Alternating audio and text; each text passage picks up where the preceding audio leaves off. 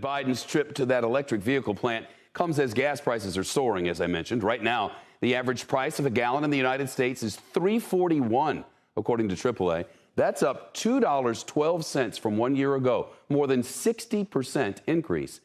The president's now calling on the Federal Trade Commission to look into why prices at the pump are not going down, because oil prices certainly are.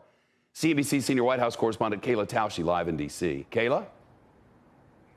Well, Shep, President Biden is doubling down on his demand that the Federal Trade Commission investigate possible price gouging by energy companies as prices at the pump stay high. In a letter he sent to the agency's chair today, the president writing this, quote, "In the last month, the price of unfinished gasoline is down 5%, while prices at the pump are up 3% in that same period." He's suggesting that the industry's outsized profits and returns to shareholders are to blame for what he calls an unexplained gap as consumer prices rise. But data from a government agency, the Energy Information Administration, shows oil is just one component, representing about half the cost of retail gas. The rest is the price to refine, transport, distribute, market, and tax the gas. And those costs have gone up, too.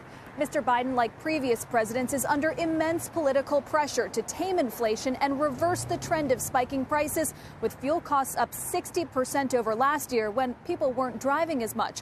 President Obama set up a working group and called for a similar investigation in 2011.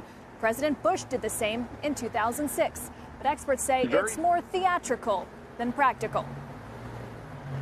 Of misconduct or gouging or manipulation.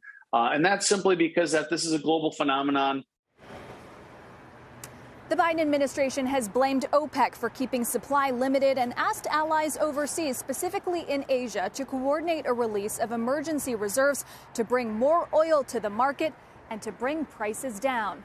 A spokesperson for the National Security Council says those conversations are ongoing and that no decision on the international front has been made yet.